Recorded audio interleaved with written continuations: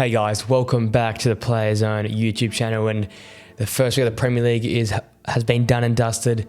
I did my Matchweek predictions last week, and I think we did it right in the end. I managed 6 correct results, and with our point system with 3 points for an exact correct scoreline, and then obviously the 1 point for the correct result called. I ended up with 8 points. So I got the Liverpool-Chelsea game 1-1, none on its head, and then 5 other correct results from the week. So happy with my first week efforts, especially for a first week. We don't know much about many teams, but we come now to Match Week 2 predictions.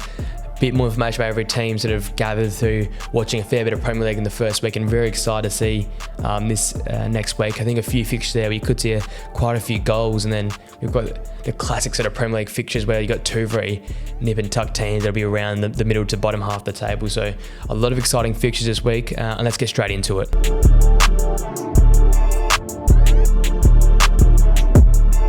So here we go, the first fixture starting there on the Friday night there, we have Nottingham Forest and Sheffield United. Now, obviously Forest at home again, I always talk about it. It's a massive home ground advantage, I believe, for Forest at the City ground. Off the back of a tough loss to Arsenal. They worked very hard defensively, obviously losing 2-1 in that game. They worked their socks off. They defended as a unit, defended very deep, and did what they sort of had to do against Arsenal. They nicked a goal sort of later on there in the 70 and 80th minute, coming on a counter-attack. Anthony Alanga being very direct down that left-hand side, and Tayo Awanyu was there on the spot to put the ball in the back of the net. Unfortunately, they couldn't get the job done. They couldn't get a point or the 3 points, despite at times looking very, aggressive and a threat on the counter-attack. But in this game, I think they're going to stand out to me and see, how they play against a Sheffield team I think will finish bottom this year. A team that Sheffield played well against Crystal Palace, only losing 1-0. Had fair amount of chances. I was liking the look of William Osula there, the forward that's come back from Derby on loan. He looks like a really strong young talent for them up front to lay the line there. They're going to need the goals right there. They're going to need someone to put the ball in the back of the net, because they'll be spending a lot of time, you see their 5-back formation sitting in deep and absorbing pressure. And we saw Crystal Palace looked $1 million against Sheffield United. I don't think Crystal Palace are as good as what we saw. But saying that, they had chances there on the counter-attack. I think they'll be a threat on the counter against Forest as well. I imagine the likes of Danilo and Morgan Gibbs-White, Brendan Johnson, the forward, are going to have a field day compared to last week in this game, with Sheffield sitting a bit deeper. I'm going to predict a 3-1 win for Forest in this game. I feel like Steve Cooper will get back to his best. He's got his team that he's used to. He'll let them play a bit more at their home ground. The crowd will be right behind him. I think they can get a few goals there, and I'm predicting a consolation there for Sheffield United. So as such, 3-1 for Forest.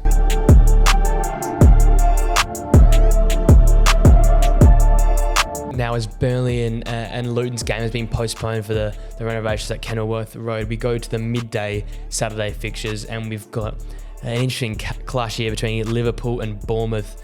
Obviously, Liverpool, the 1-1 draw there at Stamford Bridge. I think despite all that's happened in the week, I think they would take that result, a decent result away at Chelsea there. But as I was saying, a lot happening off the field during the week.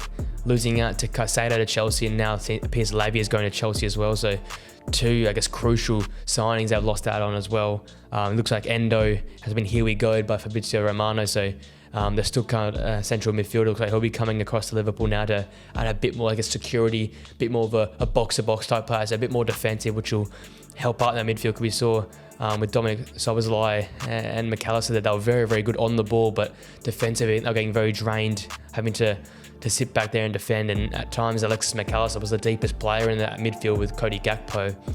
As such, Liverpool desperately needs some sort of defensive or midfielder who could sort of sit in a little bit deeper.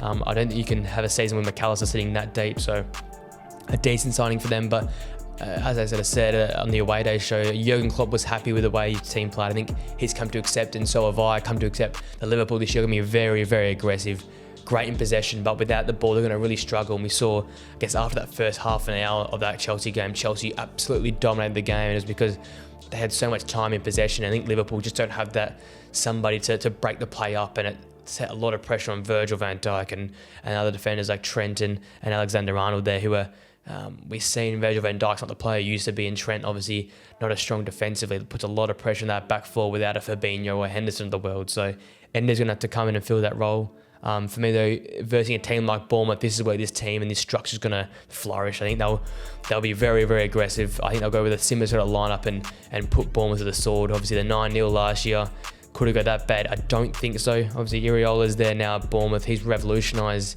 the way they're going to be playing football. We saw against West Ham a fair few shots on target, a bit more time in possession. I think they would have taken that draw also. Bournemouth, I think West Ham were a solid team. I think Bournemouth are just sort of putting their pieces together and adjusting to this new style of play. But under Iriola, I'll be interested to see if they do go at Anfield and sit in deeper and sit in more defensively. I think if they do try and play a bit more expansive, it could be to their detriment with the pacey forwards Liverpool have got. I'm really expecting big lifts from Núñez, Jota, and I guess Salah in a way, who were all invisible in the second half, and especially Salah, who got dragged there at the end and his whole tantrum is through. So it'll be interesting if he has a comeback game. He's obviously very, very dominant against Bournemouth in the past, Salah. For me, I'm going a 4-1 win for Liverpool. That may be unders. I think a lot of people have more goals on the back of the net for Liverpool, but I think Bournemouth are a decent and more improved team this year. And I think under Iriola, they won't concede as many, and they'll be able to snatch a goal somewhere in there as well. So that's such a 4-1 win for Liverpool at home.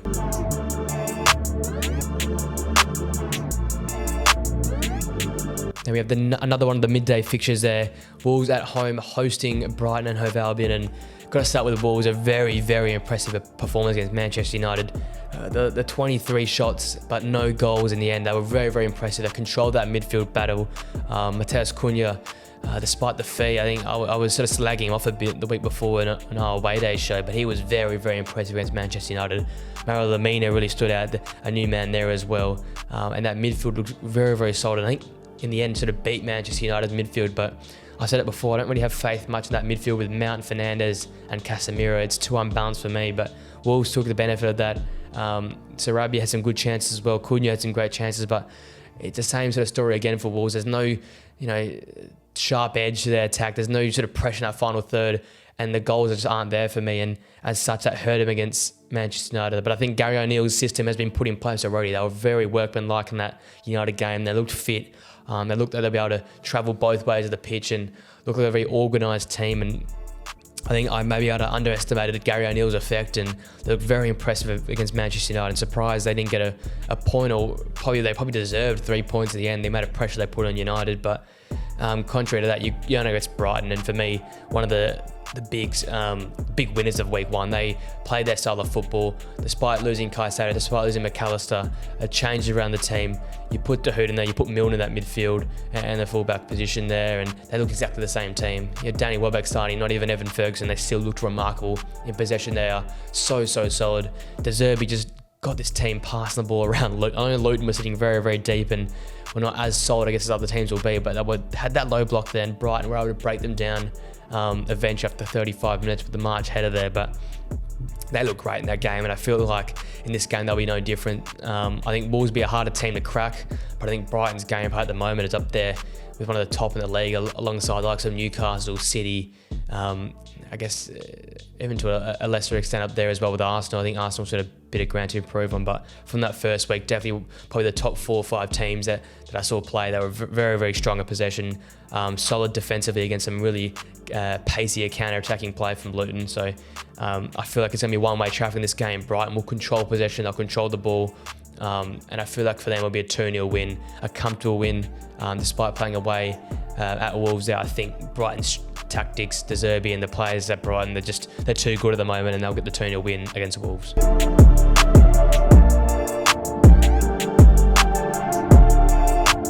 Now, the last of those midday fixtures, it's Fulham and it's Brentford, and two teams who are very, very strong defensively. Obviously, Fulham coming off a lucky win in my eyes against Everton. They rode their luck with a few balls in the back of the net for Everton that have been ruled out for fouls and offside.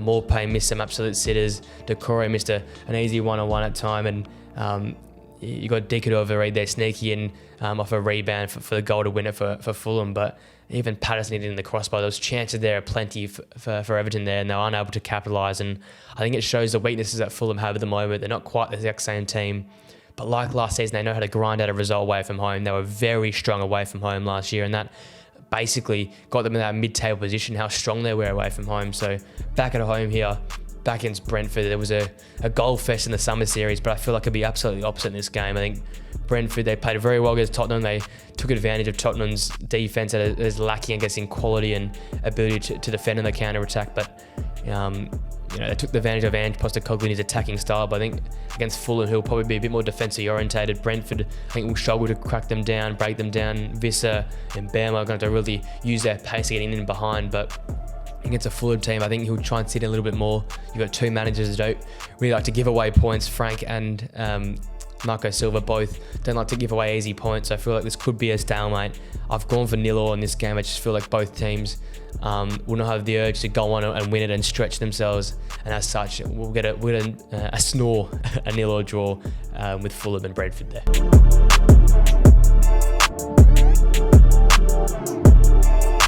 Now, coming to the evening kickoff there on Saturday, and arguably the most exciting game to look forward to this weekend, we've got Tottenham and Manchester United. Manchester United heavily underperforming against Wolves, but Tottenham, despite drawing 2-2 to Brentford, looked very exciting under Ange Postecoglou. We saw his style of football. The likes of Basuma really standing out. Emerson Royale played very well, and then for me, the standout was obviously James Maddison getting the assist there with that great ball into the box and dictating the play for Tottenham. Looked very, very solid. It'll be interesting to see how Son plays. Obviously, under the Ange system, you force wingers out far and wide, and Kulusevski and Son really struggled as they're not sort of used to this style of play. So it'll be interesting how much they can stretch the United defenders of the likes of Luke Shaw, Aaron Wan-Bissaka, Lisandro Martinez, and also Rafa Varane. But I think Manchester United, their defence held on, Onana held on in that game against Wolves, and they're going to have to need a bit more midfield balance. I'm going to keep calling for it until they sign Amrabat, but United need that midfield balance right now. Mount, Fernandes and Casemiro is too offensive for me. There's a lack of control in that midfield. They'll lose a midfield battle in this game if they're not too careful, and I think the winner of the midfield battle could win the game. I'm going to predict the 2-2 draw. I think Tottenham will get going early on. They'll get the crowd behind them. It's probably scored 2 early goals, but I think Manchester United will fix up come the second half, and I think goals maybe from like Bruno Fernandes, even Marcus Rashford will level it up. As far as United's point of view, obviously the midfield I mentioned needs to strengthen, but also that front line there. Garnacho looked invisible in that first game. Marcus Rashford had a lack of supply to him, and I think they were very lucky to get away with 3 points. So Tottenham's defence, despite it not being as solid and a little bit shaky at times, if they can win that midfield battle, if Basuma, Skip and others and co can get and control that midfield, they can put a bit less pressure on the defence there for Tottenham. They could get a win there, but a lot to play for, very hard to pick. It'll be an exciting game. We know that with any Ange Postecoglou game and Spurs game this year, we can expect goals, and as such, I'm going for another Tottenham 2-2 draw against Manchester United.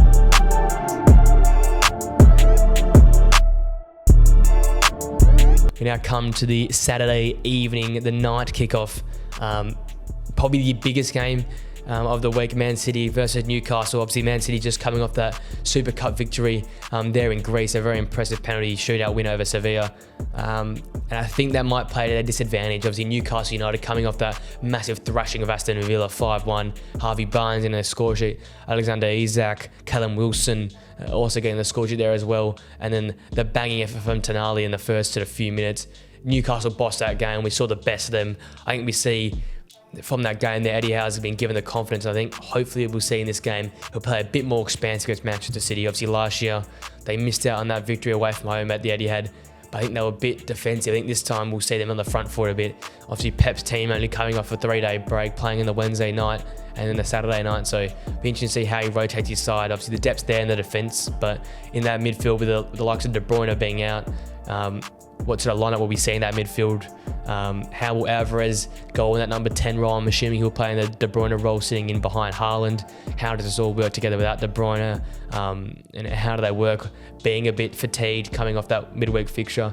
I think all these signs sort of point to Newcastle having a bit of an advantage for me. I'm being very bold with this prediction. I'm going with a Newcastle 3-1 win away at the Etihad. I just feel like watching them in week one, it might have been just an unlucky coincidence, but they look so incredibly strong against Aston Villa, who I predict will be up there in European positions this year, and I think they'll take it to Manchester City. And I think the clinical nature of the likes of Isak, you saw Gordon looking very good, and also that midfielder Bruno Guimaraes, Tonali, Joe Linton, they're so strong and robust now. I think they can get in control of that midfield battle. I think their forwards are so clinical that any chance you give them, they will score, and I see Newcastle just getting on top here. I think City always slowed us up the season. They were good against Burnley without being great, I think. And I think in this game, Newcastle will show them up. And as such, I'm going with Newcastle 3-1 win at Eddie Howe to get on top of Pep Guardiola.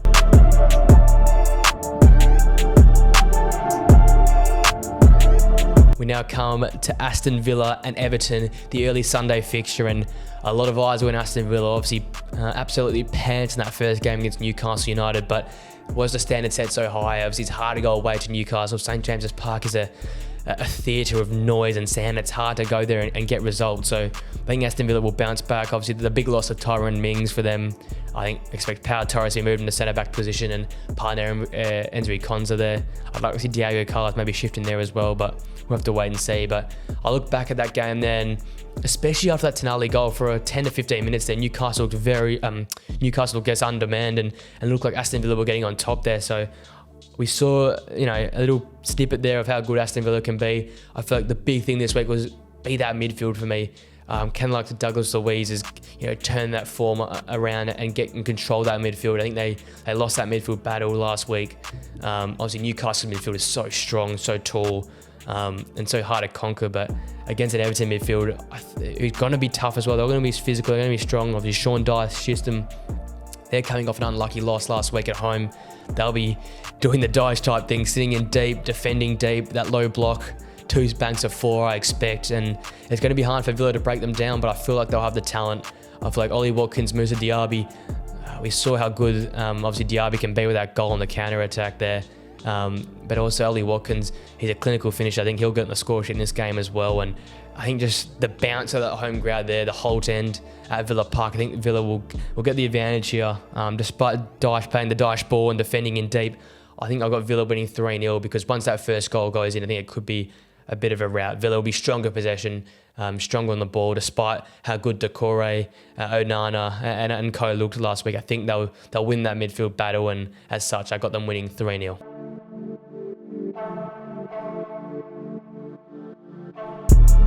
Now we come to the afternoon fixture, an all-London face-off here between West Ham and Chelsea. An interesting sort of matchup. Obviously, West Ham, I think, will be happy with a point. Same with against Bournemouth there, that are going away. Team not quite built together yet. I think David Moyes would have taken that point. Disappointed not to get the 3 points though in the same sort of breath, because Suchek hitting the post there, many chances, many shots on goal.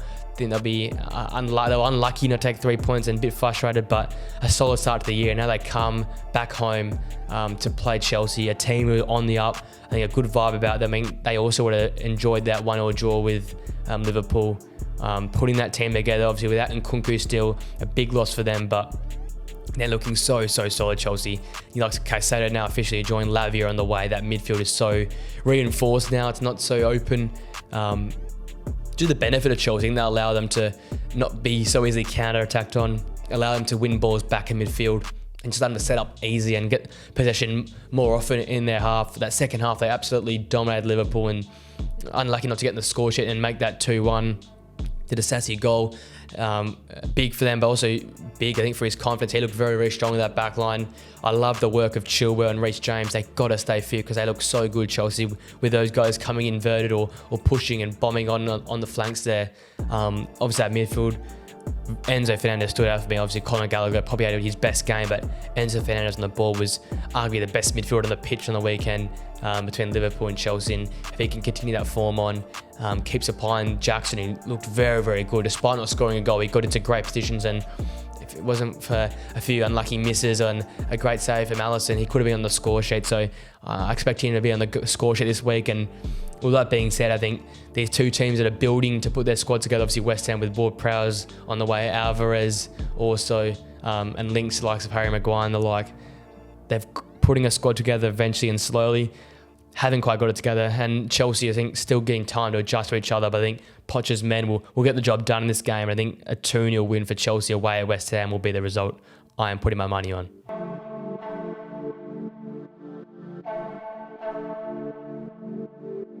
And with all that being said, we come to the last fixture, which I believe is on the Monday. We've got Crystal Palace hosting Arsenal, another London affair there.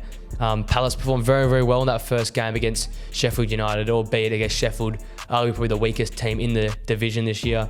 They've got the 1-0 win, Edouard getting on the score sheet, and once again, many chances created. Like Palace were constantly on the front foot, constantly putting pressure on the Sheffield United goal. The links of Elise being linked away to Chelsea is not good news for the team. I think you need Eze and Elise there to do well this season, but from the start, it's clear the Hodgson style of play has not changed from the end of last season. They're always on the front foot. The likes of Eze and Elise are getting on the ball so many dangerous areas and setting up AU and Edouard, who both connected up for that goal, but both looked equally really aggressive and a threat in that first game. So the Palace system is there to be seen. They're much more on the front foot, much more attacking than Vieira was, but I think this could come to their detriment this game against Arsenal. We know how good Arsenal are on the ball. We saw it against Nottingham Forest. Probably went out their best, but still carved them up. A great assist from Martinelli, that backheel skill assist. The Saka goal as well, the curling effort. Arsenal just find a way to produce consistently over and over again. Look at the sort of first 75% of last season and what we saw there against Nottingham Forest. The team was sitting in deep, but Arsenal still found a way to get 2 goals on the board, and the 2-1 result was probably not really deserved. They probably played better than a 2-1 result, but a win's a win for Arsenal. They just got to keep winning this year. They're pushing for the title for a reason. That means win, win, win. Obviously, the Timber loss with the ACL will be a big loss for them. He's looked so solid in the Community Shield and also in that first game, that first sort of 20 to 30 minutes. So it'll be interesting how they sort of line up now that he's out. I expect Gabriel to come back in, linked away with Saudi, but for the time being at the club, so I expect him to play alongside Saliba there. But that midfield looked so dynamic. It was an aggressive, it was an attacking midfield, obviously with Partey sort of playing as a false centre-back in a way, that you had Havertz in there with Odegaard, and also Declan Rice holding. They have so many versatile players at Arsenal. I think they'll just get the top of Crystal Palace. If Palace do continue to play that attacking style of play, Arsenal could boss the game, especially in midfield, especially in possession. As such, I think Arsenal winning this game 3-1 in the final fixture of the Premier League in Matchweek 2.